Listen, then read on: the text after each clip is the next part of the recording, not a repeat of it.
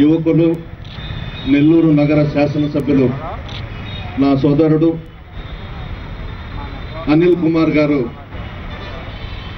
దీక్షకు సంఘీభావంగా, ముఖ్యంగా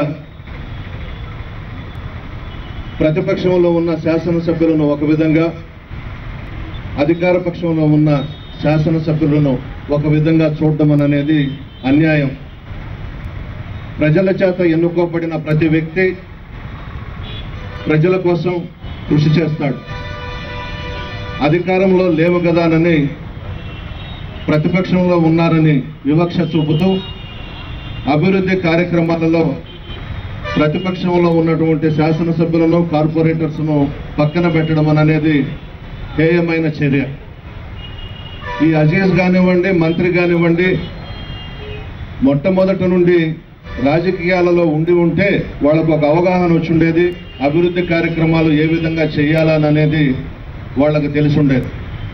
ఆ విధంగా కాకుండా దొడ్డిదారిన పదవులు తెచ్చుకొని ఈరోజు అభివృద్ధి కార్యక్రమాల్లో వాళ్ళు చూపిస్తున్నటువంటి నిర్లక్ష్యం క్షమించరాని. అనిల్ గారు ముక్కుసూటి మనిషి. పార్టీ కోసం, జగన్మోహన్ రెడ్డి గారి కోసం నిజాయితీగా, ముక్కుసూటిగా నిలబడి ప్రజల వైపు పోరాటాలు చేస్తున్నాడు. అందరూ మాదిరిగా పగలు వైఎస్ఆర్ కాంగ్రెస్ పార్టీ, రాత్రి తెలుగు మాదిరిగా వ్యవహరిస్తే అనిల్ కూడా పనులు జరుగుతాయి. కానీ అనిల్ మనసు అటువంటిది కాదు.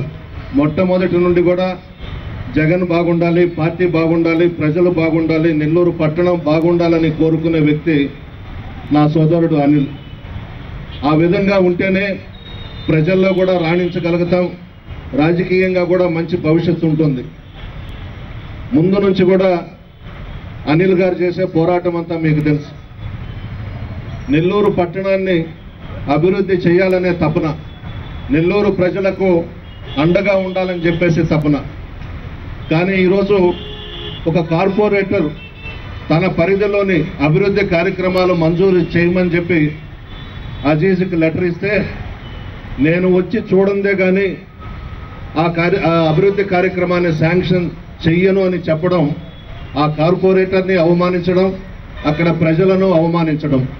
అంటే ప్రజల చేత ఎన్నుకోబడిన ఒక కార్పొరేటర్ పోయి మా ఏరియాలో పలానా పని కావాలంటే కళ్ళు మూసుకొని శాంక్షన్ చేయాలి.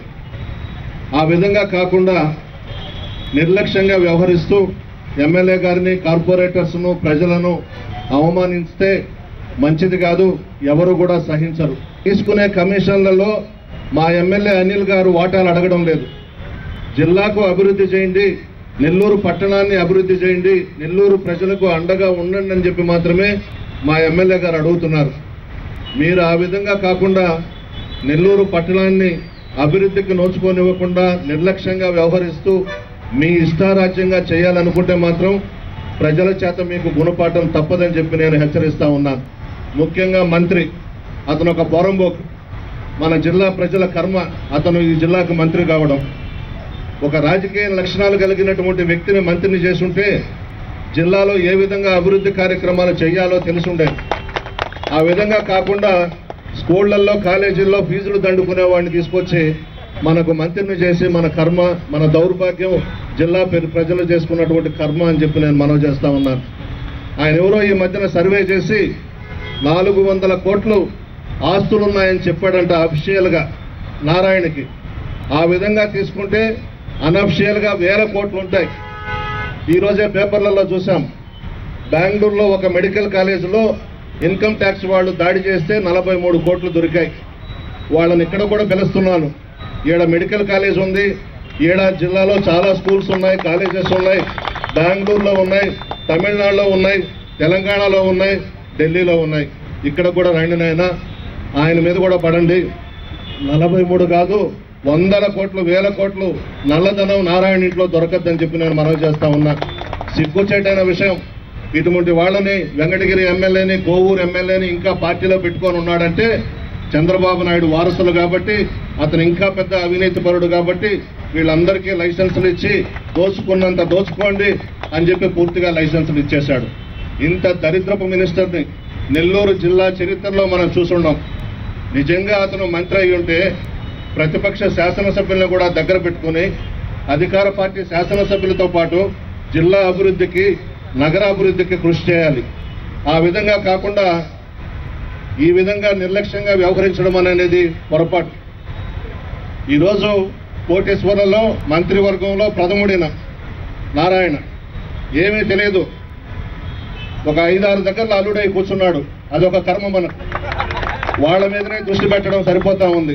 జిల్లా పడలేదు, టౌన్ పడలేదు, ప్రజలు పడలేదు, ఏమీ పడలేదు. ఎక్కడైతే అల్లుడై ఉన్నాడో ఆ ప్రాంతాల్లో వాళ్ళ ఇంట్లో మాత్రం బాగోగులు చూసుకుంటూ వాళ్ళకి ఆస్తిపాస్తులు సమకూరుస్తూ హ్యాపీగా ఉన్నాడు. జిల్లాను నాశనం చేసేశాడు.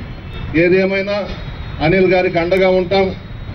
అభివృద్ధి కార్యక్రమాలు మంజూరు చేసే వరకు పోరాటాలు ఆగవు. నెల్లూరు పట్టణాన్ని ప్రోటోకాల్ విషయంలో కూడా మీ ఇష్టం వచ్చినట్టు వ్యవహరిస్తే మంచిది కాదు. అనిల్ గారు కూడా ప్రజల చేత ఎన్నుకోబెట్టుకోవాలి. ప్రారంభోత్సవాల్లో కానీ శంకుస్థాపనలో కానీ ఎమ్మెల్యే గారు లేనప్పుడు మీ ఇష్టారాజ్యంగా కావడం మంచి పద్ధతి కాదు. అందరినీ కలుపుకొని జిల్లాని అభివృద్ధి చేయాలి. ఎన్నికలప్పుడే అందరం కలిసిమెలిసి చేస్తేనే అభివృద్ధి కార్యక్రమాలు జరుగుతాయి, జిల్లా బాగుపడుతుంది.